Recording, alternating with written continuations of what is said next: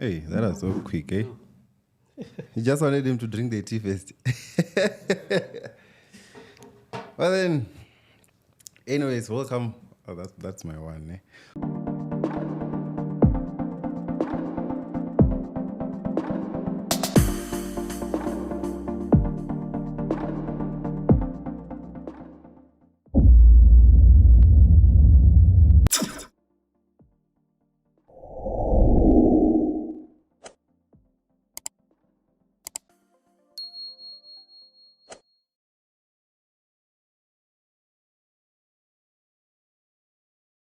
Welcome to another episode of the Black Couch. Today, and why didn't you come even? Remember to me say so. Why me? When you come to Ndando todzumba mawe. Why? Kulukisa mapungu angori. Mapungu amiri. Uchilo. Angori, I don't think I'm talking kulukisa tilovola, kubadwa damage. Yes. Nafa teacher ndikulukisa mapungu angai. Iba kita zelo. Uchilo ngori. Uchilo ni already zwabukuma. Uzwa. Naruti. Zwekonda. So especially ka industry ya music. T. Yeah. Yabuya vile. Yabuya industry entertainment yote. Ani aba strong ndi emotional. Emotional physical. Não como zero chutanga de venda, não dormir nem emotional. É emotional não dormir. Nem tipo zero chutanga de venda. Ka de venda. O quanto mumbuloni. That was smart. No rough fast. That's what I expect to nigga so maso mamuna. Yeah, no pieces, yeah. Pieces at. So zinyaga mtu kwatao mumbuloni ani abana butali ngori talent without any knowledge. It's useless. Also naka gather knowledge. Yeah, chikolo ngozwa. Because now I'm currently studying studio work. Studio work? Hapa CGC. Oh, this one jina ngitangika nile dwari kitanga New Town. Lini? Last week. Last week ni kubuka last week irari kubuka rako toda na pitu neranga buka for EP launch. Yeah. Okay. So sambara zunga chachimbilange. So chimbilo to worry it was fully booked. And then they were telling us that they can only try give us 2 hours. And I worry 2 hours ikona 2 very limited Amanda so yeah, so as I was still saying, we're coming at you live from Panda Studios. What they do ni avdivar zorkono the video streaming. So if you go to event you go to achieve one now in real time, contact them. And then also and the podcasting, which is why we are here also. And then we're at 38 Miller Street, but that's just the office. But then if in an event they can come Cape Town or Northwest. Where were you last year? Last week. KZN. Vachimira whatever. So some fana so if you want to contact them, you can contact them on 010-023-2939 or info@pandastudios.com. So namsindina Vhudie kana Yoki Yoki. Which one do you prefer? Vhudi Yoki Yoki. I'll tell you zvinhu. Okay, and then so ndora ndodzirana nesoti, are you a singer kana vocalist? Yesu ndiyazviyanda disachimwa chote uchifi wela ntu Vhudi vocalist, and then afi vonyinyi ndi singer Chris Brown. So ndodzirana Vhudi apa ndodzirana singer kana na vocalist. And what's the difference yangain? Kana chiona difference? There's a difference between singing and being a vocalist. I don't know. Nenda ngani kutsozo podcasting. Because yezo za muzika ati ngani zvipera. Yo. Ndaza totally general. Mara nori nikuita knowledge. But there's this statement here, everybody can sing in the world. Yeah. Mara, some of the people when they sing, bango ba seisa, bango ba bora, bango zba skorasa. Bombo za bora. So seisa ndo yakai. O bora ndi nyachimba. Sorry, devi mtu bora. Asikola zi. Ningazuka mafungo ani ari aba official.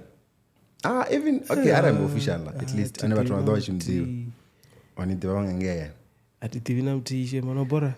Okay, vocês. Kazi idols, kazi wooden mics. They want to vocês. Baba kuima, it's part of singing. Mara if you are a vocalist, yeah, that's where maybe ringakono uzibona zori una difference. When you're a vocalist, you're musically gifted. Yeah. Those are called jina deep idols, ati. So wooden mic, unat vaneva woto tua, woto pleno yo una wooden mic.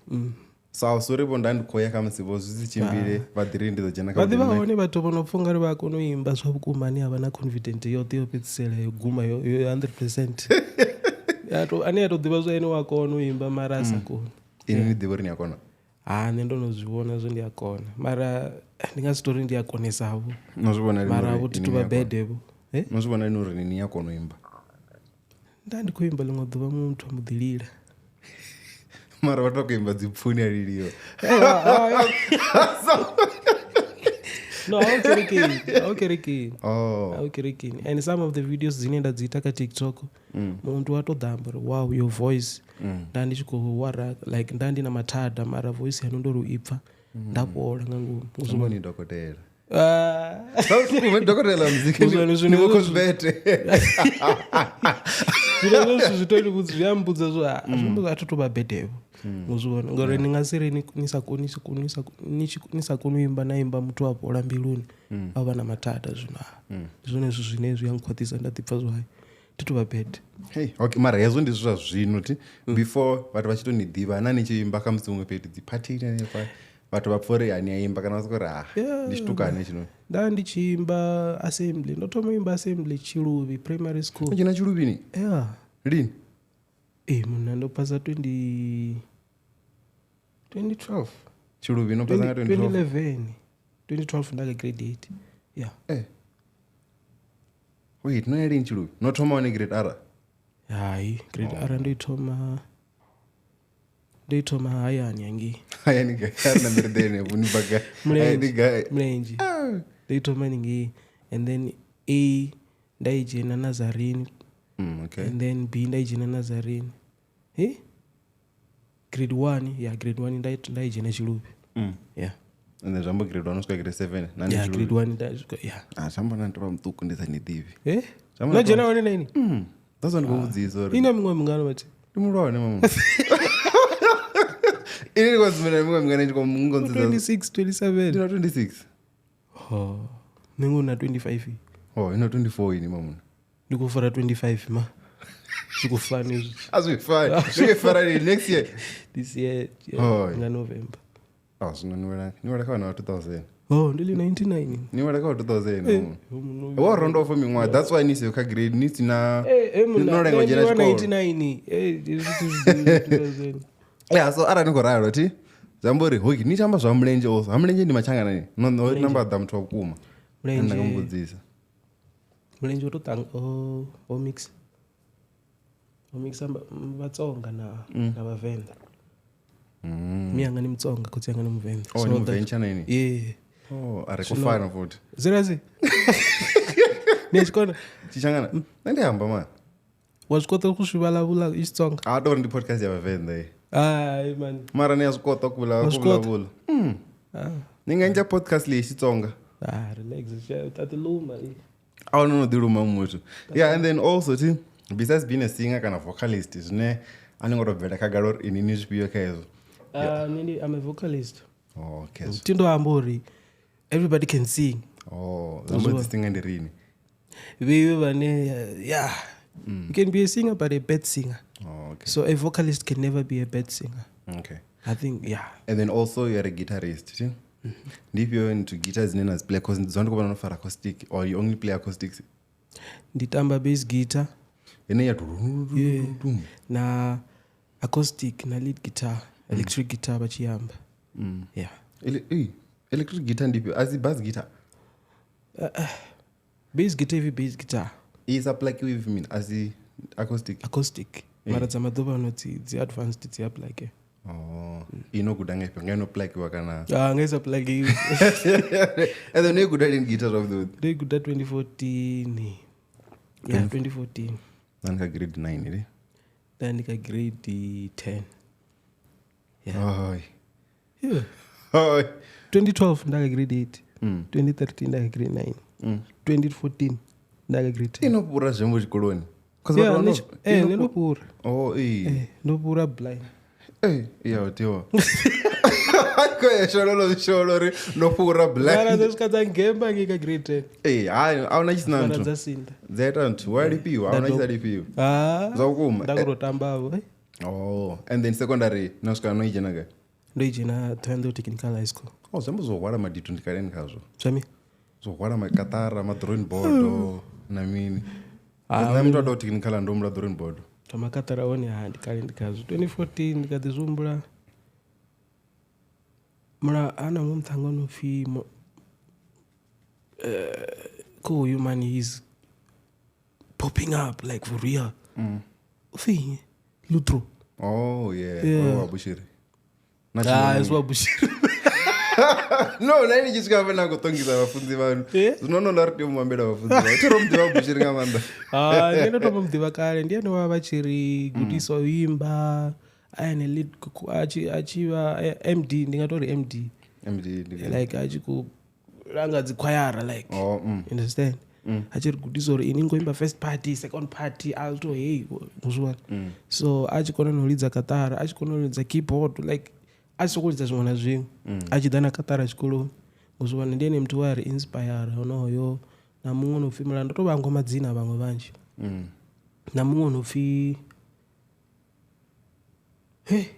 ndova hangu andotenda yeah so ndivone vatu vori inspire avo vevo nani ndaendaranga gita yanga 2014 vaya vangudisa then ndava ndikualuwa kamusic and then atomufori ni professional alini zvavudivudzi wakagita ndingasitori ndi professional na zvino ndikatigudha zvino ape ndingasikudhana ntwina ni professional ndingasikudhana ntwina ni professional kaya nadhapa na anybody abesvika vatoni echitu chowangalala musika wangalala mani unati vane validza vaflopa rasi kufanga ndizvine vakutoda vadira wangalala muzika anoda mulidzi wa gita yavukuma apa zvavukuma professional ati angangurisa zvizhinji zvine ndaza kulidza zvona ngozvona so ndiwela kavala vatu vane musi ndikoguta katara ngandire yave kutoyofarwa ngayo mino yanga yachikohana mara azvongontivera uri ndidiwane ndichikokona ulidzira zvito I had to come up with my own way uri ndifaridzira dzikodo I had to break the rule uri ndidiwane ndikufara dzikodo idzila mara zvezvo ngandire ndafara ngayo zvanyi limit uri ndikono uzvona yeah so ndiyezvo very good demonstrator hey that line story professional lavuje malamba ndiye nevavachilidza katara ngamanda okay so richika ndodubuza also ri I think rakambozori Romeo you nonoshimana ina mina ankori ndikodinwa nga distance when venda zvino mani based guy nezvo zvino ndi based in Newtown so venda notuchera wait Newtown is ngodzoroni not ngodzora Newtown not ngodzora Newtown unadzirese kame Newtown I feel like it shitty mashoponi that's apartment that's the rest of so nindi kudzura hone pa okay and then noya straight technical and then chikolo cha engineering as you all know and then why no swika pala neta zva engineering and then zvino nichivamba zori ngoita zva studio mimini ngano wanga aranda ndozvidiva kale problem richikwaluwa ngiri nera evendangi in terms of music re disadvantaged uzori totuswanga dzikereke dzine dzarivhura mato rakonozvidiva zvori rine passion yacho ndiya music muzvona mara ara zvasingotoralo it would have been worse muzvona so ara ndanozvidiva ubva kale ndina knowledge yazvo ndadwa ndoita music ubva kutukuni yanga kusvika zvino ubva kutukuni yanga muzvona vatu vanokutoguda music akasitova na 5 years asi jene chikoro kana abakojenera checho cha music ubva kutukuni kusvika ninge muzvona navati vanena vadhivana fonga votoma nazvo zvitobva kutukuni even if usi ubva kaucheche kari tikuvoma 15 years ene pano kufonga they did well ngantani yoguda muzika vasongotuma vadhipura vaita vadzinjineri naudhokotera vavoni vanenda vadhiva uone munhu upfi Sfiso namumwe unopfi Tsiamo ozviguda kubva kutukuni yavo like vabhebi vavo vava vana muzvona achitotoda chelede futi mara vava exposed nazvezvo zvitu hatiwana chikugudela muzika uzvivona chimutuku uri this one muzvivona bcause makuwa vazvivona ngwana chimutuku uri Tsiamo ni mkuwa zimkuwa ma tindikoza ngavero kuvaruka vayatsiyamo no tizonetikozamu nyakusumbedzisa zvori makuwa ndivone vane they are good at it ukonovona mwana chemtukuru no is actually good in this. So zambo inotodhivona uri I'm actually good ka music ndifuna ndichikuita so angoonwa ngamumutu. Yeah, ndingatoamba so because vapipi vanga vavo vachikotivona muthu ane ako vaengineer in future. Mechanical nakutodori mechanical engineering ndiyo nienda ndichikoikutera zotosvika zvatokonzana for hani dombaira emandiwane limwe budho kana azvingotokonda because if you remember 2020 nandile izvo zvaita ngayo anichazupula ngakubva covid it's idols idols ndikodzipfa nandile zvaita ngayo so ini idols ndiyo niyofichawo chimwe nachimwe kaini from like dandichikotodomwe naumwe muzvani each and every province Eastern Cape everywhere une like zvachikolo zvachibodisturbe muzvona zvazvikodisturba zvachere zvotonjiya zvezvo zvabudza zvamusika zvotonjiya zvotonanga zvatazvajiya zvamuposa avo nendavaona namusi muzvona so I was just taken by force or hey so ndaramba ndazviona zvo I had to come up with an idea remini ndingakudela zvipiyo zvine zvingasindikakise career yanga yamusic muzvona apa chikoloni ndiakunova kudza uri hey ndikopefoma kai ari kofi kumwalwa test vambechera date yanga ndindote muzvona so ndazviona zvori at least zvikualaina nacareer yanga kana ena mana vashimisa sadzipractical nari ndikolidza nazwana nalecture kamusi zvelani andizvadzipractical nami tatusvika okay, and then nohamba ngaidols ti so ari nambe region enkhayo ti 2020 how season ugailani how season ugai nga 2020 season 16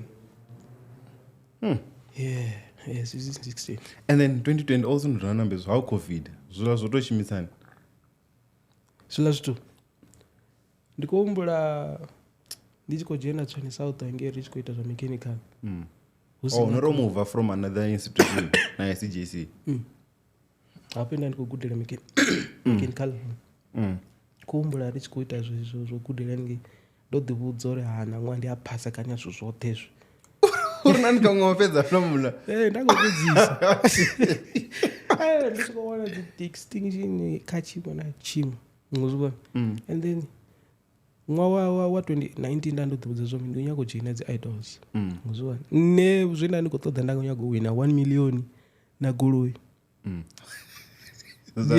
azikatarana zina ndava nazo zadziyamahana plan yene ya 1 million nana plan na 1 million ila 1 million ilani nagoloi nanyakuita mina 1 million 1 million tinori vatu vazikerekeni asizvone so nayakuita vidodeta kerekeni tanyakurenga zvinstrument kerekeni kerekeni udhipe pedzise kereke ndizvoenda ndodhibudza zvona kerekepi yayani kana ayani kutsi yanga nomufundzi niwana mufundzi futi yeah that's an son also yeah number of fun iti ntembi anikuti ntembo neni tembo mdzimbo yeah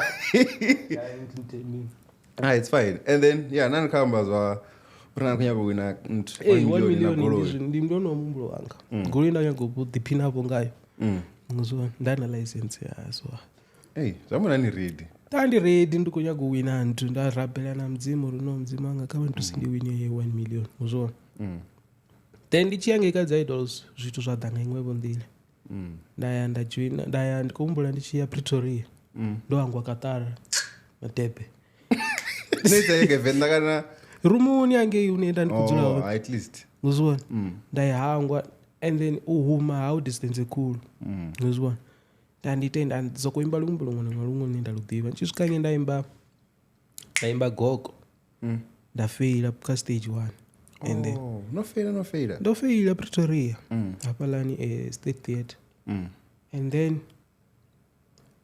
ndadecide uri no man dzikoda hapa Carnival City Joburg ndikwini ndoya next week that's 2 weeks ahead then ndaya chisvikange hapo zvino ndandiprepared totwana Katara ndodhibudza zvo ndikuimba lwimbo lwanga lwenda lumwala 2019 mayoki yoki svika stage 1 ndaimbela like ningoperformera private judge niva ni 2 pedzi zvino apa so zvila zvine rine ravona wo chimwe stage futi ni stage number 3 chila yeah And then you never could judge our private. Ndi abala bane baba kuvumela abala arrange babo nindo judge vona vumela iwe nichiwema nona waka stages apana ndiye nindo bona ino la wa munna mutsuku kuyo ntonga mu India nyana that's kind of performer wow, did you write that song? Like yeah. Not really, yeah. yeah, just. Oh, yeah. It's like, okay, so can you sing another song ngachikuwa? Nah, it's another. You go check out like tishino banyaga. That's language. There tina na wimbo nira kutatona. Asoko da wimbo la gospel, you are faithful. Dalo taba. I'm there, good. Perfect. Tatu. Ishtotuwa hao watu group cha watu 20 vane vakobudza zopfi you're qualified to the next step ila shovona vo somizi na vonati ndika arasa tusvika uri chora apfati uri nisvike TV ni zvingolata wait so apa petu zvavudi vudi nikwaina embera mutu and havana valava vapengo vane vadha vaimba zvauden mic navoni vaditofira tizvino zviyatakadza zveentertainer so vanivona zvori ini ntonga nidhori entertainera vantu they will take you mara nayange nichikonoimba nasvika naimba gogo they will never take you ngozvipfesa ngori ngovatamisira chipinga mara ange naya nichikonoimba nichiseisa ngozviwana leva niko ni benefit ka sure so that's how it went and then kavala vatu va 20 qualify vatu vavili ndini na mumwe muzana then vari kudza zvori mini riko performer for production yote vo proverb vatu vote anichiwina ini ngandavo somizi ndalochiuwa mamu ndandochiwaisa nichitojena pala veri hey what's your name I Vhudie chikuwa choto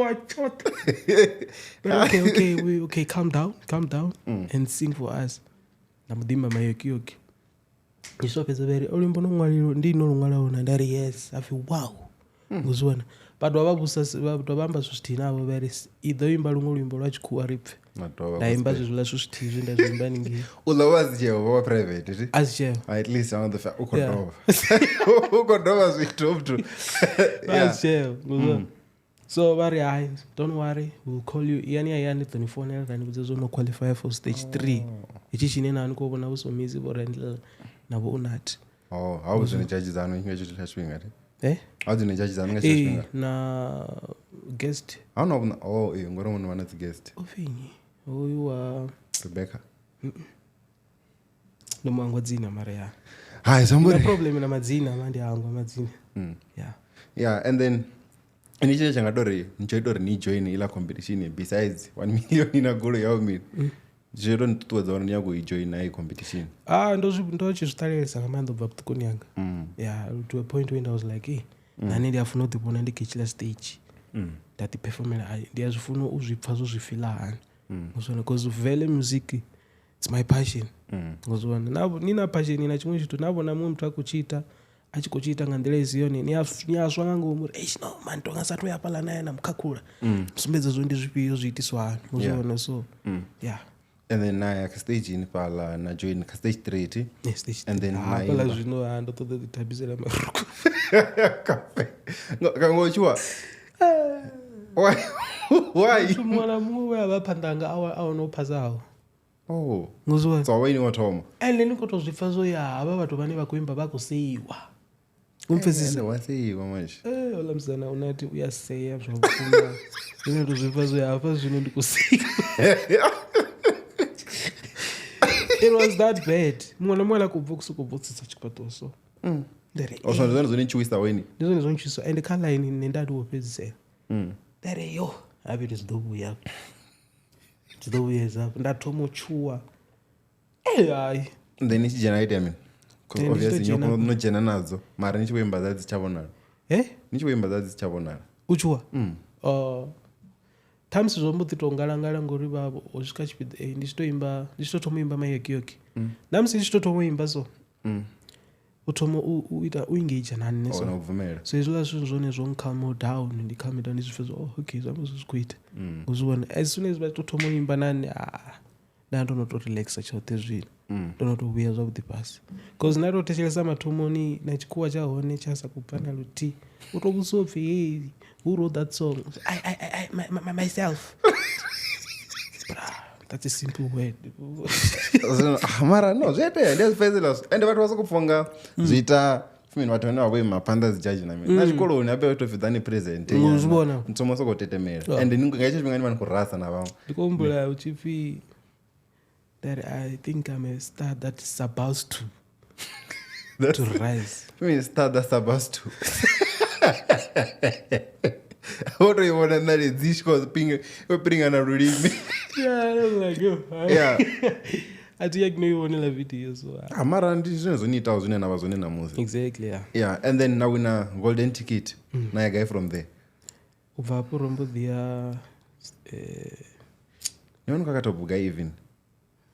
Theater what theater week yeah theater week wona vatu theater week yeah vopasa vowana golden ticket nokamba like the audience dzivazonovaoneka stage appreciation how shipping how zva corona so rokombe chizosava na vatu but then thing how to vauna vatu yeah how to vauna vatu richiko perform abudzura madongo vachiri kuri vandira zvanda uzvona so stage shotoma ndo yanda chipasa ndichikoimba Luimbo lwa John Legend.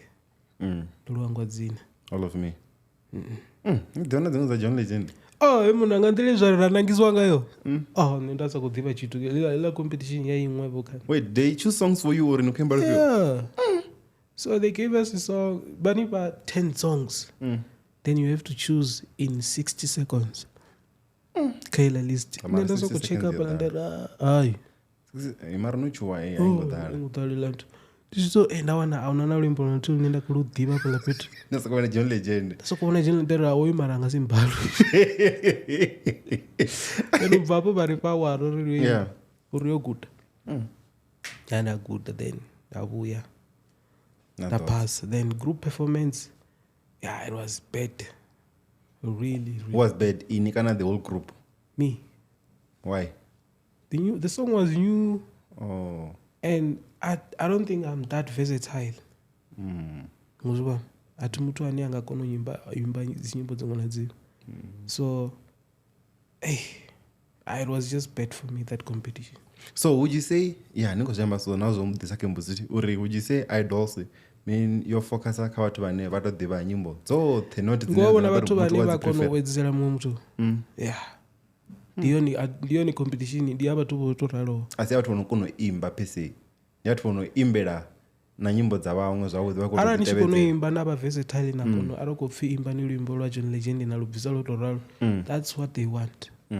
Yeah, if you can even make it better, that's what they want. Yeah. So ndinyo nijigera wakadzi judge nichiosvika zvulani azomizo nojika fa Rendell of course.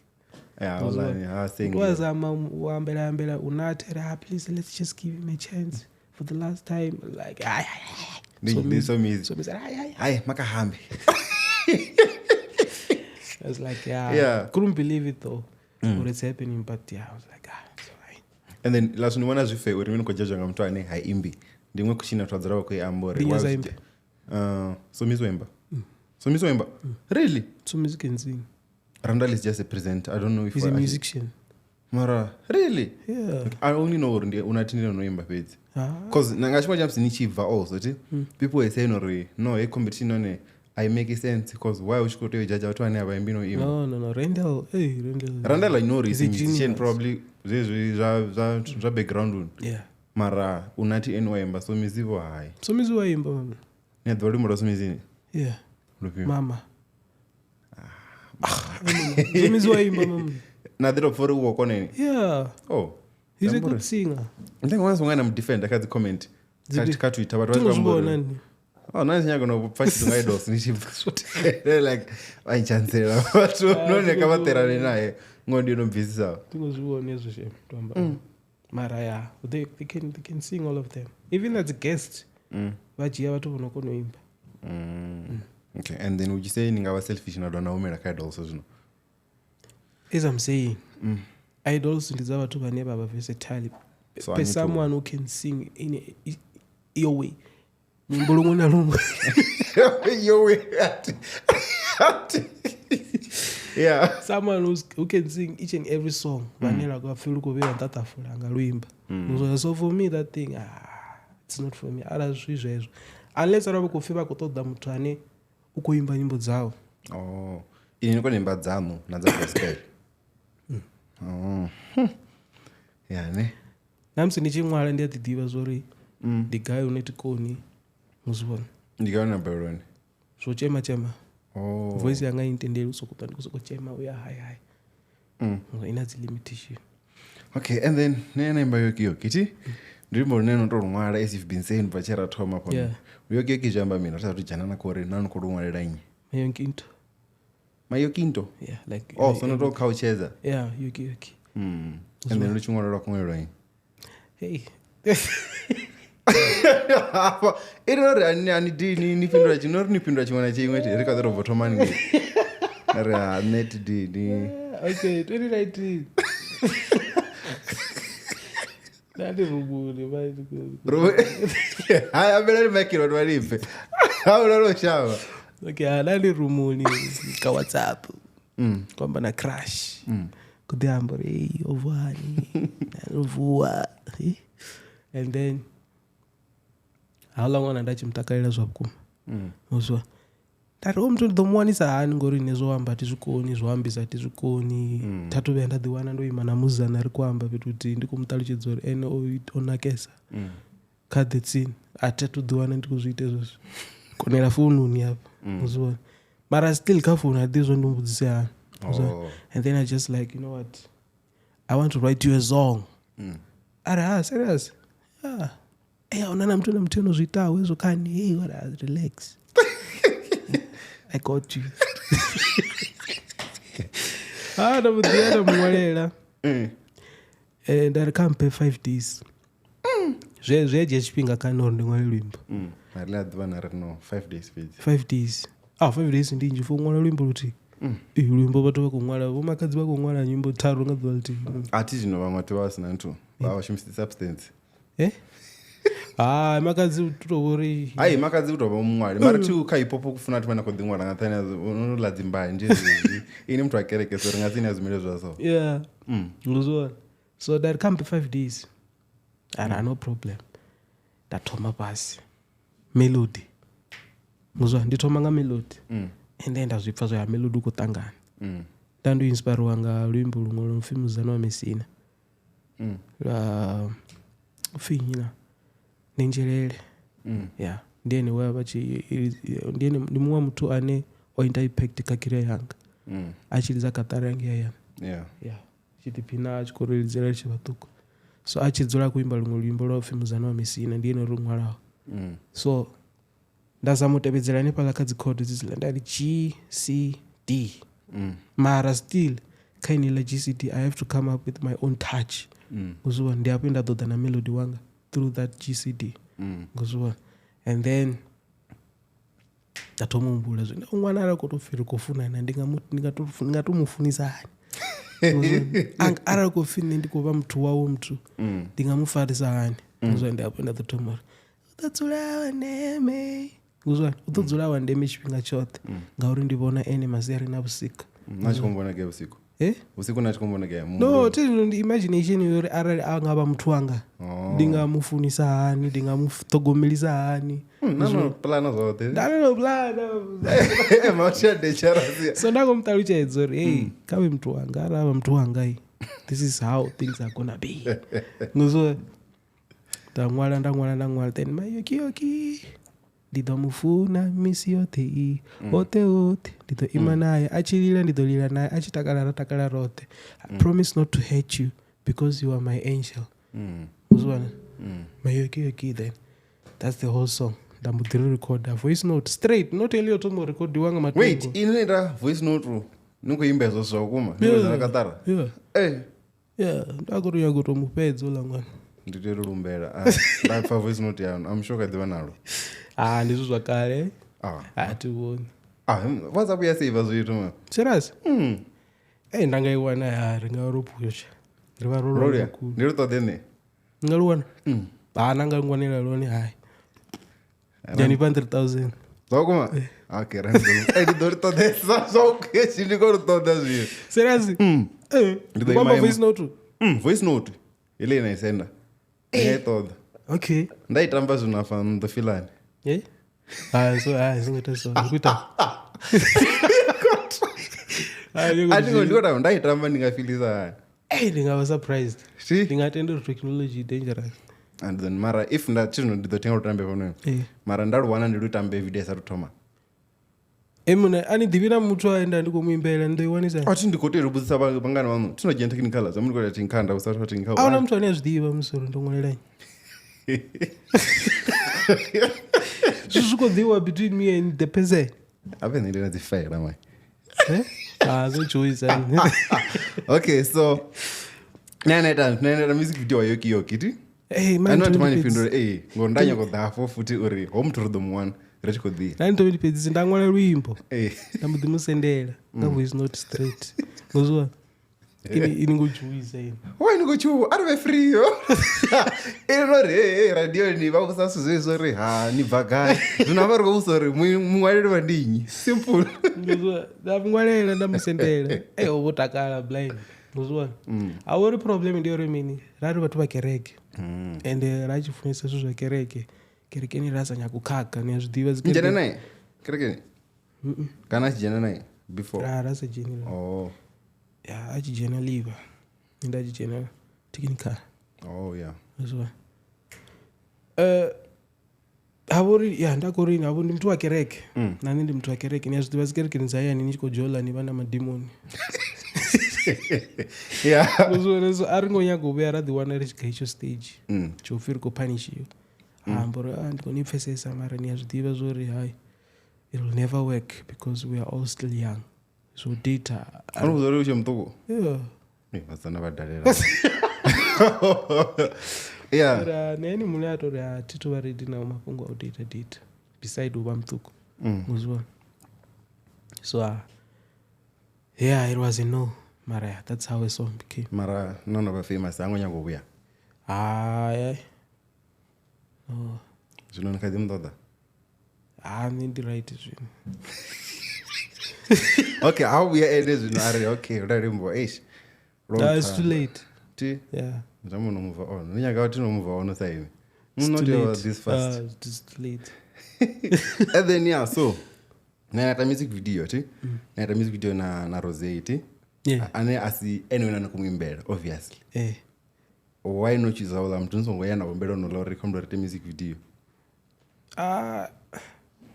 Ovavendo lamtu. Oh. So zwadori kosa bado redo aneri kujia eno lamtu. Marna jinga no stakarera ti. It was good because nena rach kwamba zwa the bad. Kachila shwing ngozwa.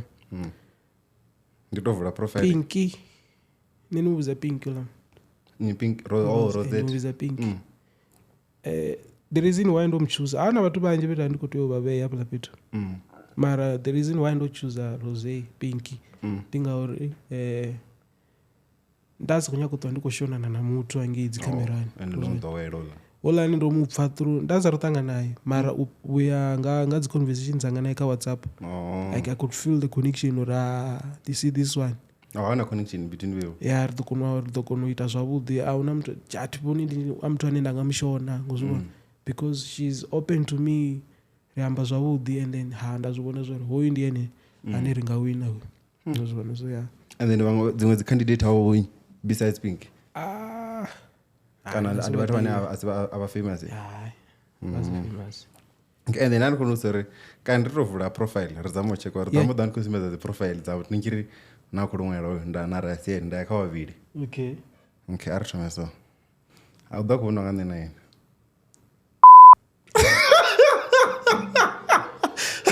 Uya nigana shoot.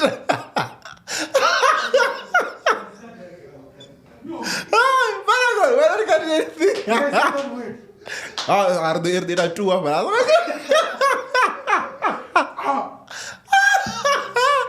Guys, never podcasting a fair as it. Acho que eu vou dizer. Oh, Nijela Kirkenti. Oh. No, man, Nijela Kirkenti, man. You have to Nijela, man. Oh, we are dange Mount Oreb. Hi. And go to me. It's very shaky, you know.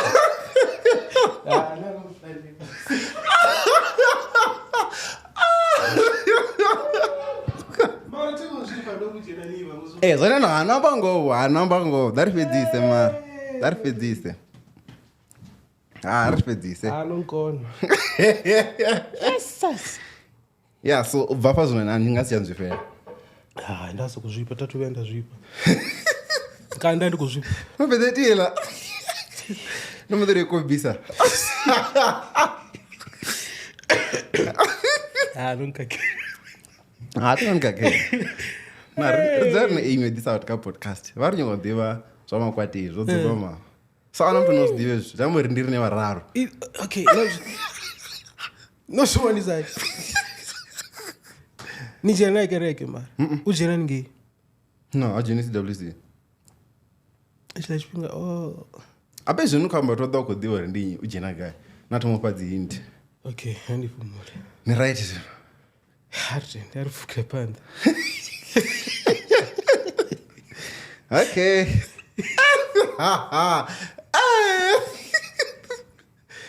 Ndinofanira kusoko yantsimbidzi. And I've got the how we can do your video. What am I doing? Now we're in. Yeah. I don't know. So voice note indeed ambe. Hey. Urione?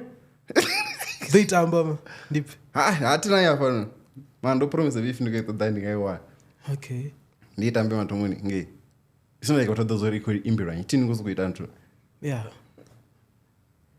Yeah, it ambe, no problem.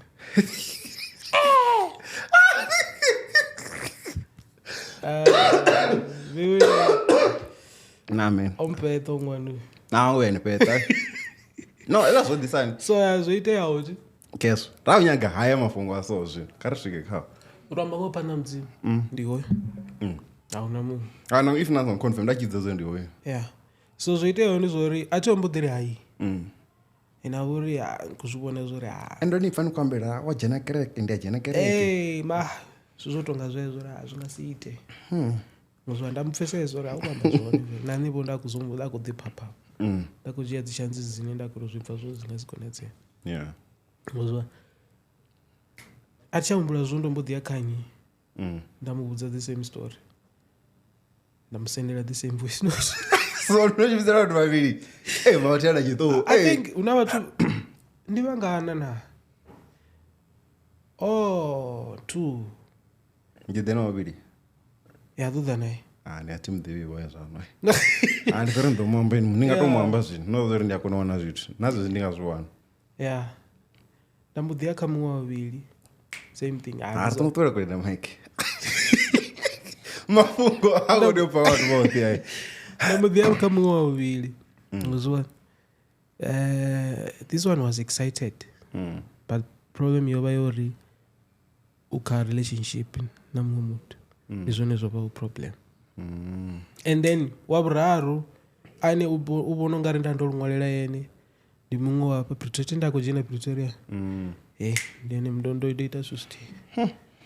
And then there's no call up or said that kula mtu adha kaini ninga ari ndiko nithoda ude ninga umena now that I am diva zvino mubudzeni kola ndokuzori adha mbudzo kontoda. It's too late nuna. Jambori there's someone aneni komumwera dzinyimbo zvino official. Yeah, ringatozvisa zvezvo. Yeah. It's too late. Okay, ari tendo rezitantu. And then ndimi don't. Ari pira so Nikoita mishomo vakuru. God bless you. This guy is not playing. This is a real podcast. Okay. So okay, so neta lezo zvambori not provera inini chimwana dimo vanokumwera vasidzana na mini ti. Yeah, ndingwala ubva nangu. So you nga music wanga ndiwa nga lufuno. Gospel in about life. So ndangwala nga buchilo ndivani kungwala nga zvini ndava ndikuzvifila kana zvini ndandikuzvibona zvikuitia kana. And then china kauri chingwana kumwera. chimwe chithu futi chine nda ṅwala chimwe strategy chine nda tshishumisa u ṅwala luimbo ndi shumisa imagination chinakaho u to amba nga u phanḓa mudzimu, there's no such thing as chinakaho. Ahuna chinakaho vhutshiloni hanga. Ndo to vhori nda vhea mafhungo ndi a maker sure zwori a ṱangane ende zwi dovhe zwi nge ndi reality ngozwi vhona. So that's how chinakaho came. And then Lesedi, the one which I'm dropping on the 27th, still I used my imagination mara through real feelings because I was dating this other girl and I feel Lesedi. So my relationship with Lesedi was shaky. Wow, it was shaking. No, over by Siwa, Although by Sarah. Over by Sarah was one. So now I was more like healing her was one, and she was slowly falling in love with me. But then she was still scared. Actually, you know, man, but what kind they are dangerous. And they are. And no, what were around? Not to name. Was one. So I got this one as well. No, yeah, ndiko thoma ifuna zwa vhukuma mara ati kunyaga the one ndika relationship in end up ndika serious relationship. Was one. And ndiko dzivona as well. Sometimes when it's on and off up a bit. So ndiko dzivona the on and off is line that people sorry. What if muthu twalti angasoko the one on ghost. Ndingaita mini. Nguzibona. Ndiyaphinda ṱoḓana dzi lyrics dza Lesedi. Ndathoma uva dramatic zwino ndingamuṱoḓa hoṱhe. Ndingathoma ndingavhudza muṅwe na muṅwe ane nda muḓivha uri rio muṱoḓo muthu. Ndiyapho nda ṱoḓana dzi lyrics dza Lesedi. Ndo dzi pfa ḓuvha ḽine dza ḓo pfa. Ngizwi pfa zwine nda khou zwi amba zwi khou ṱangana. Ngizibona. So I used my imagination uri what if zwanga itea, how would I react? Ndingaitisa hani uri ndi ḓiwane ndi tshi khou mu wana Lesedi. Ngizibona. Okay, and then ndi nyimbo ngana dzine ni nga ndi nono dzi ṅwala mara ani ngo dzi dropa ni ngo dzi ṅwala vhasana ngori tonga ndo dila ngazwo zwi zwithu ini.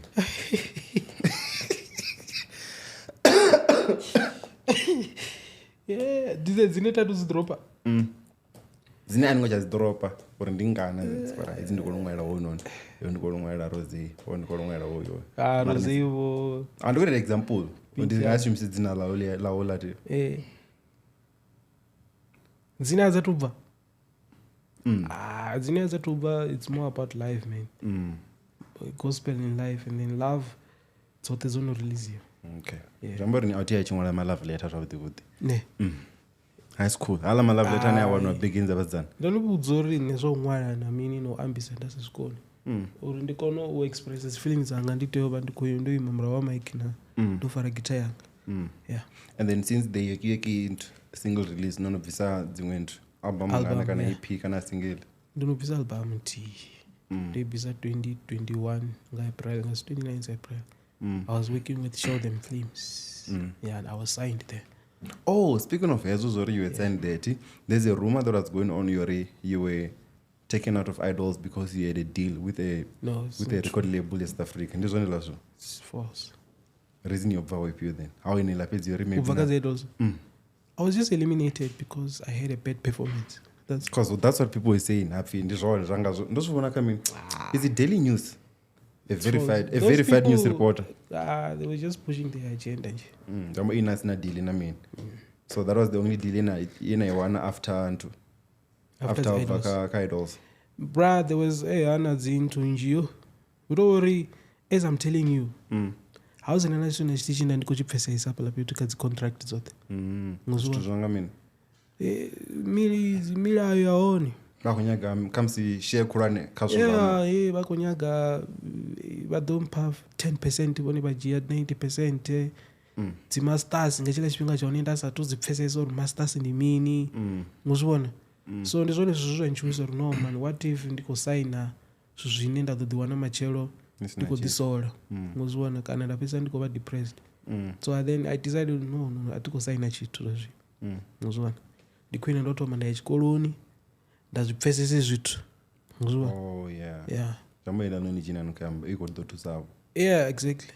Because without knowledge you are doomed, my boy.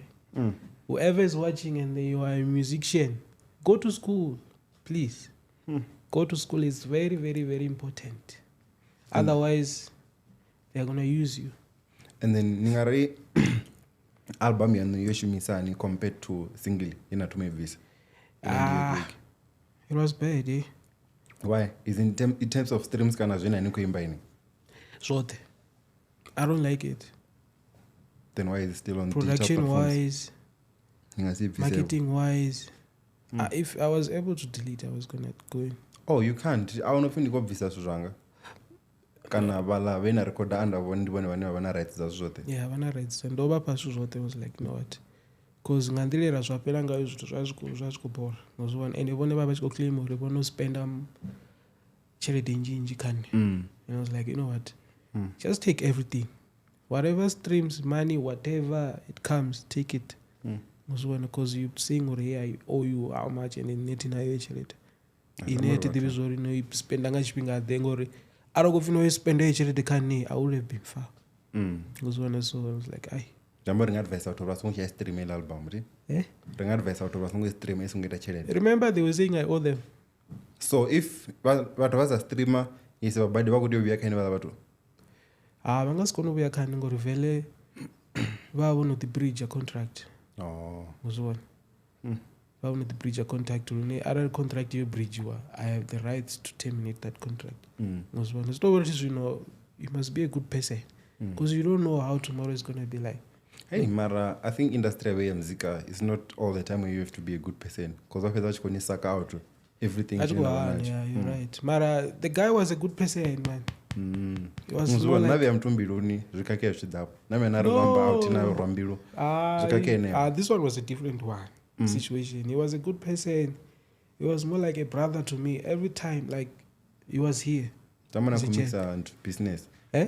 Now mix a business and a pleasure. Pleasure. Pleasure is in like not pleasure. Mara don't say that. That was a brother. Not pleasure, bro. Pleasure. No, not pleasure. He's a family guy, man. Contract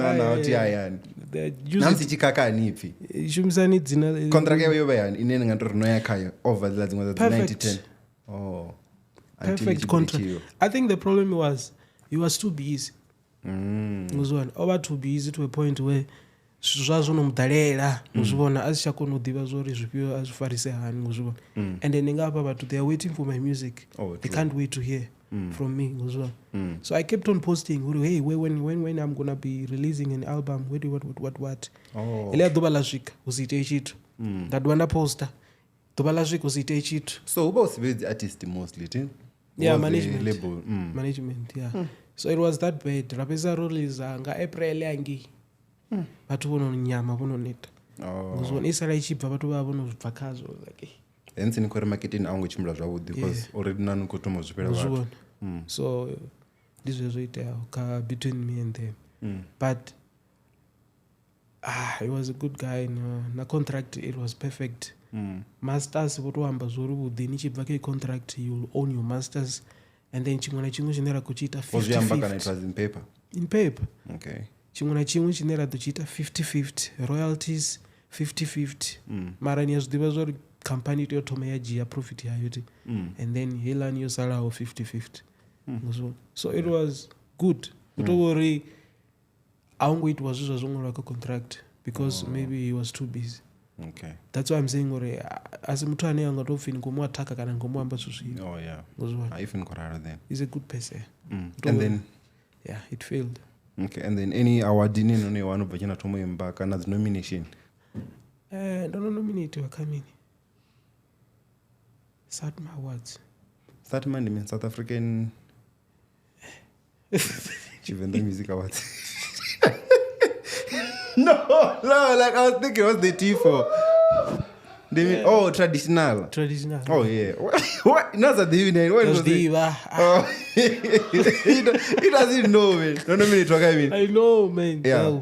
How can I not? No nominate. I mean, best newcomer. Your Toma. No nominate. Oh, no nominate more than once. Yeah. No Toma and best Afro soul. Oh, genre and you mean the Afro. Afro soul, Afro pop, Afro beat. And the our 9 no win is just nominations phase. last 2021 tingowina. It was bad deal. What do you mean? Ngandiri narutakala ngayo. Notuwana bangana vanga rospenda na chaite kudiwa zuri kowina. Nchukune ni wamincherede. Nena ngadoriwo. Can it just that award? Unacherede bit. There's no money. There's Yeah. no money. Ndinan kadambori your trauma and we win. Your trauma and we winner then. Last year I was nominated again. SATMA yeyo. Will be the best Chivenda artist and then best Afro soul song. Ngachina kao. Then I win. Oh, nina wadi. Yeah. Ifuna ni disa rarebe hapa. This year ya anima. Venda. Yeah, this year. Ngawe wakirikeni tena pulpit. Leo dewa baby. Inga pulpit hapa yo. SATMA. Yeah. Ningasema it's especially me anga hey. Bra, you. Hey, yeah. Ndiko chimina na bomoloni. Hey, wamthi boy. Oh, ndibone unowa kuita za zore ndiko chimina na celeb hapo. Ndingona ngoyi. Yoki Yoki. Ndiko put special expressions ina kuita. Yeah. But ralo so ndingasiya nezi zwinena kwamba so. So amona wina ya Chivenda page. Best Chivenda artist. Ela yengo tungo chako ni wina yombo the win wangamu. Wena kutingo chako ni wina. Zivoto zamba zori zombo the count. Wangatenda kusema ngotwanga hakufini ngo the wina mara. Nandi kuita that. Nandi zifuna uwina tsimbili. Gori. Two photos brown envelope. 2021. There's no such thing. Ti muntu wina voto wina ti. There's no such thing. Ndozvibona. Yeah. Ndachibona nga zvina ukaunt uri how big you are. Uzvibona? Arali nanga wina va benefita mine kainwi azvigenerally SATMA awards illegit. If you win you must know you win because you deserved it. Uzvibona? So ndizvo izvo zvaita 2021 ndasokupusha pedzi. Yeah. Uri vatu ndowina what. Uzvibona? Vatu avaijeni your vote. You have to make sure you have to push it. And then namsi Monday. I think namsi Monday. I think wakomba ngofe uko drop a link ya watu wanakuja kunominate for Chima Awards because they also coming back this year. Yeah. Nyawo joina nazo. Yeah. Ti. Antu yana wina kana ugenerate Chima at all. Tizvinonediwa zvino. And it's 2020 out wana Chima. Yeah, ndino dzikubuya zvi. Oh, so yeah. So they niko ni plaque ano zvo. No sure. Ngo the winner. Yeah, ndiko the winner. Ai. Not nganiambela na mutu. Mara ya afi ndino ndo jena Lesedi kana nganyinga. Randi jena Lesedi. Because of kwenye kwa nyimbo za over 2022. China kwa ndiye lini? For 2022? Because remember they were off for the longest time. So na wobi angela pati uri arso kwa jensana wa 2022. Okay. China kwa ndiye lini? No release ya China kwa ulini. Smiley roi release alini. Last year. Smiley ya Roman. Yeah, the Itaman. Sombe zori China kwa yelo ya qualify. Kuri over 2022. Mara ngoda jena semisa newcomer kana mini. Of course, a newcomer. I'm just a newcomer. Tinana for years in the industry. Wait, which if newcomer come a newcomer in the industry kana in the awards? In the industry. Oh. Okay. I mean newcomer. Yeah. Tambo nko jena. Shamo nko jena na yo na jena na yeah, una the love song kapara. Love song newcomer they deserve. I mean issue. Tatu tozibona. Afro kamus. Na Afro. And niyo to jena kalinki wana mose. Ndabona zoro. Oh, okay. Don't send her yon. Sure. Yeah. And then ngofonga naje na Chima nkudhi wina. Yeah, ulazo zinyaga mtu di dedicate hao mama. Ni mas nitoyo hangori ni make sure zoni push. But you must tell people na you need otanga na please vote for me. Ngozwa. Yeah. Azunyagi mtu relax hao. I need to lozo ringa out airtime unore komoro ni vote. Can it's just you asking it's just asking please vote for me. I ask out it's fine. That's how I posed for my SATMA awards to win. Now about they were voting. Katika Facebook ndichisend or hey guys please show you voted ni comment yeah ngozwana I could see people are voting. That's how I was pushing niko make sure and then nditanga as influencer please tell people to vote for me ngozwana such thing. That's how I was pushing. And then speaking of influencers I've seen you with the likes of Wompo Pinky, Cedric, even Moses. So you still have to not to manana utori they should push you maybe for what you're doing kana you wanted to join the industry also na content creator nani? No, richitanga nabo but I can't say urotanga just for the benefits. Because Moses ndichitanga naye lo Tom rari kuzama pusha album nani wemba he's a producer. Oh, okay. But yeah, he can be a vocalist. He has that potential. He can sing. Yeah. So richitangana rari kupusha album. So roita ingo video pusha my Yoki Yoki, now the album is out. And then after that video awa kudzura tsini so for wasting again. And I kudzura Northgate. Yeah. So yeah, Northgate Nepal. So ngoro obatsini nenda ndiko bore yanda zvisiku decide sokoya. Ndikandire mshakanga naye atoma kizvila. Wotoni raya sokudzura rione achimbidza kasu zvawe. Umpopinki uchifuku celebrate wa birthday yanyi. They call me muzwana. Ndiapo ibushaka atomitant. Yeah. Okay, and then back to the competition in Chima SATMA na mimi. So I know una competition yore ndimbo piranyi because our ndizvezo zvakuti. So ini ujiseni mtani ni awisho imba naye whether local ayani vendor kana national South Africa as a whole. Vendor. Nkartumenga vendor then reconita wa national. But when vendor na JR. Antu imba na JR. Nasati ndi na lwimbo nabo. Yeah, they'll release next year. Arushuva. To release next year of the ngapo February hapo ngaji mwezi wa Rufuno because when magwena Rufuno now yeah, that guy is good. Jaro dangerous, I know. Yo. I keep telling people but hana. He's a good vocalist, he can write.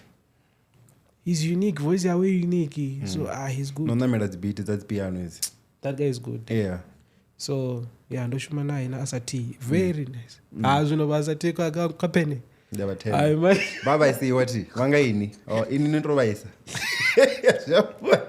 basati kapene manyala varanga pen game nzongo ndontsiana rwai ndosandi kulupfa so what tensende naza senda ni after ndo kuita hivi naza senda limoni zo ndiko ndonifara zviro no problem lazima kuzita. Yeah, and then okay vane antu imba na vane ngata muimba na ovenda ndwapi Ramsey. Bra. Ola muna rwalu angayima. Zvakuma. And he's besides also the beat na mimi. Yeah. Ango we for the beat. Laza rimbo da mdumisa ndia mufuna. Imuna notwa beat ningasi release online. Amara release. Chamari para ko rona naye. Ningasi release ka digital platform. Sambe zori bane balo mtendelo uri akashumisa beat. Yeah. So ningasi mixtape so. Yeah. Ya uliliwe nini. Yeah. Rather no fakali no cancel of yayi uzwa ori bamwe vatu votanya ara muthu akudakane ndikumbona zvo muthu uyu wakunoimbo and he has good potential kama pungwa makatara eno ari kumbila lwimbo uluitulula futi ndikuhanira mini ara ndichiziva zvondiita chelete kale ngakale. Yeah, uzwa as long as I'm making money through my song nichiko release it's fine. Okay, uzwa. Yeah, so atina problem in that. But this one and I want to this song is good. Okay, we'll take these percentages. Then you can do whatever. And then so national, as and then one national. One national. And then ngata muimba naye. Pena boy. Yo. Ngamo ni international apoje. Or why? Pena boy, Pena boy. Do you think abantu bakondo wanala? But wananga Pena boy office not waranzi. Bakondo wanala. Ti na timu ikana manager ne abakuni zamela all these things. No. Anina atina ndiko the manager name chamu ndini nerikazi DM za Pena boy ni munde. Yeah, ndiko to mjena straight which is not easy. And I corresponda. Ndurabala watu ba wana ti uri nimkona into to mwana straight in person. No mana hai. No ndikoconfess uri nimwana comes gigini mini zoni jere zwinga chingapa nuningwana ndini unodokha zvifano nezondo dusela dzori zvambo inano vada message wanga nesupindule. No, reibona problem yavo ri mindi todzibuza zvo mindi topindula uzwana because I've been doing the message nisimpindule then I'm like hey akortongera maniga ani ngobona richibotangana like and then when you tell me I came to you yeah ndomo this you send a message man uzwana and futhi ndiyazifuna uita suzwawo ngori suzwa is doing well uzwana ndamutito dakaini straight ndiyato vatohangwa vamwe vatozvinyadza vamwe vava namathada vamwe zvojena ka message avazvikoni uzwana so umuthu mutomuwana straight ni vanokona. And then let's get into the fame now. Uri fame wo vachena tomemba na mi iko ningefarisana. Fame is dangerous man. Mbazana ko diposa Yeah, fame. Fame ingani pata kana ingani destroy. That's just how I can. And then iniko ndam iwe ni pata or iwe ni Ngari yompata. Yeah, okay. And then now Zenda on Vijay Sasoni Amand, or let's push your EP in your code there, which you spoke about also Kadro Trauma.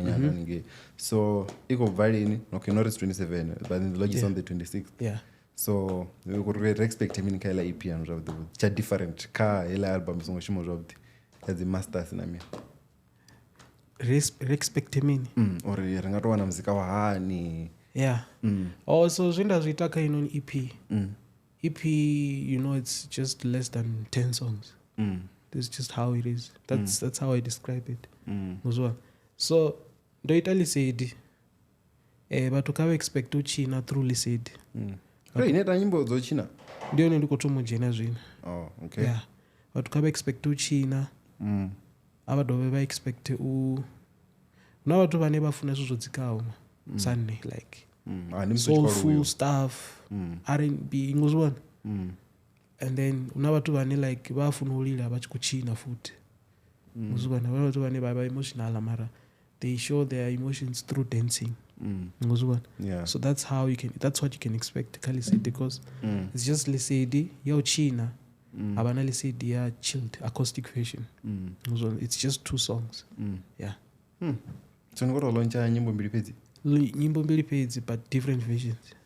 Yeah. Zamani ko jena ngazo chima. Zamani ko jena ngazo chima. Problem you said 2022 ne. No, like not from 2022 kusvika zvino. Uko jiwedzo nyimbo.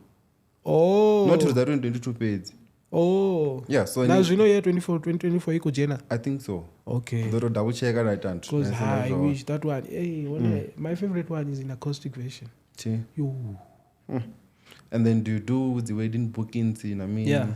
That's why I specify. Hey, the only need that it is as one is. Yeah, me usually it's private stuff. For none ndondora so ndiko propose several man next year kana. Hello. Call me. Just call me. Anga dana nchinyera mshumo. Ngami nchinyera mshumo. How? Ndifuliza zvine hey. Azikuita ore all out anyanya abe ndio munyanyura arene ndiko balero. Ningazi disappointed. All right. And then we say what buy an event that's what we support. That's a question I always ask people or do you think venda iko support and kazi nina kuita. Although nisa kuita mziki wanu for venda page. Mara mtoka waya vipi. Mtoka ya vipi. Tingasiri abakon support. Because bra especially in Pretoria. Not Pretoria and venda yeah. Yeah, and that one ndiko perform Pretoria je. Ubo bva bathu bane batodudza zuri ko bona Vhudie. And ndo bapfa kuti wamba ngachivendo uri kuti roteleni mini no tya. Muzibona. Namse uchikoimba bamwe bakuti wamba ri kotota Vhudie. Yo rabasa mfudzi. Chamor zvuko. Tingadire bamba ngayo. Apeni kuti bamfudzi ti? Yeah. Ngakuzana bamfudzi. Tobona phanda ramdzimba kuzvifunda. Ngasi haneko lini. Yeah. Muzibona. So ndingastori bako abakon support ngori vele baone bane bakon support. Muzibona. Mara uyangadzi numbers on my social platform. Venda limrao. Mapiselo. How do you notice that? Then so one South Africa. Shabona alati. Nigeria. Yangwalo South Africa. Yangwalo Nigeria mini mara yashkoni ya ngwala the city. Oh yeah, I've seen it on YouTube. Number 1 Cape Town. Number 2 ndi Durban. Yanga number 1 Pretoria. Muzori venda kai. Yeah. Number 1 Cape Town. Ndamuni kama colored. Yeah, na banda like from Germany people. Muzwa. Yeah. Durban, you know, Durban Mazulu. Magura. Mazulu, right? Yeah. And then number 3, Johannesburg. Number 4, Pretoria. Number 5, Ndohango Mara. Vembe, number last. I need to check mine also. 5%. What was the percentage is about the pass? 5%. Pretoria yo dari. Nguzibona. Ningatwamba sorry bavenda. And then in terms of booking you ngari ni affordable. Because in terms of booking you ngari ni affordable. What vacho nyako ni book na mina. Apende ndikweta quotation izo ndevo. Ndi affordable. Ngori ne ati mutu wo performer petuti pedzi Oh. ndi muthu ane a performa dzi province and ke uya nichikwa dzi province you have to share petrol and ngotoda futhi nabuya ndichimbila na team ndilidza na live band ngizwana so tshelede ine yasala khani yapalanisa isitshaba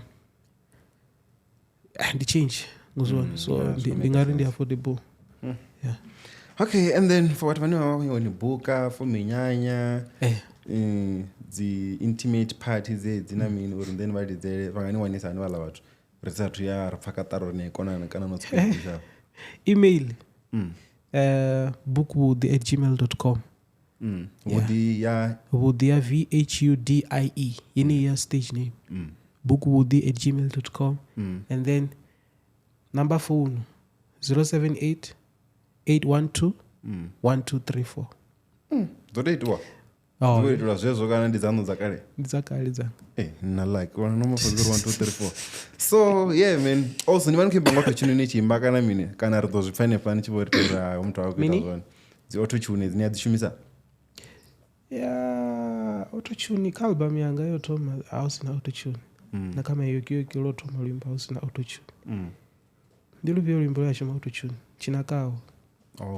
chinakawo hoshuma auto-tune muthu waone angwe ita zvone ene ndombadela tshelede nyinji yana muzwa aya aita mashika awo yalani awori chipinga chikutuwa and auna mumwe muthu plus ronobadela akusokora arisokureleasa mani zvefani zvithu okay so atizori nyangori dhau dzanga rupiyo whether Yoki Yoki kana smile baby ndoronkondelela flu ivoda zvino rikwamba fana sakayonaita za flu ronifana ti afanga mara no ivo sorry fara sabe iko tamba kirikeni ndonkondelela happy vakuitamba kirikeni mkeguru video only diamo ini nisera zinga voice note if ndikunyangwe wana ndingaiwana ningasiyiwani okay it's fine then textena namsema dekwana ningasiyiwani okay zvakale zvila zvithu 2019 exactly phone yako no return urecover zvakaresa ndingasimedza chat dzanga dza 2017 apa nono serious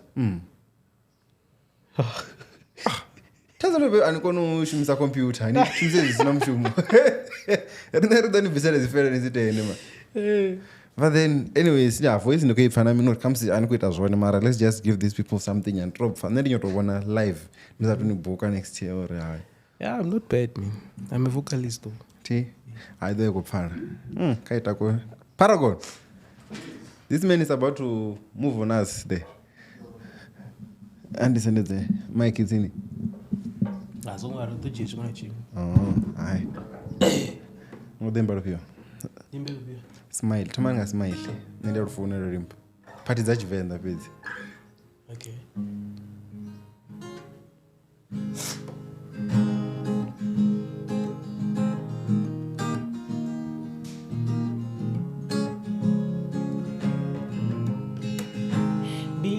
yataka bichibona chiseya yataka langongo yataka biru yanga yataka bichibona chiseya yataka langongo yataka simali chawe chintondauba diapera kasimali chawe I can't live without you baby I can't live without you baby oh I can't live without you baby I can't live without you baby Itototzulelo mupona oh takala I miss you ote dokolela Zuela mbilu yanga Naretsi masas oh ndiamfuna Watawa uchilo kane Azongo nderuche Ulindimuwa Zauti ya chipinga Uli awe wanga Dikoli bua Lufunora Diari bua Amfuna I can't live without you, baby. I can't live without you, baby. Bilu yanga yataka Dichibana chise Yataka ngongo Yataka That's what bed. Ah, that's the reason. No, in the Pekisi. I pick cap. No, I was asking myself when I was thinking, is this a pex or what? Maybe it's a capo. A capo. So I use it to transpose. So go to the next key. Okay, so yeah, that was for me, and thank you. If you know what you're going to do, I'm going to do kana ne adwa diela Lesedi if no Toma once ne yeah roko promote angizibona sure ar promote Lesedi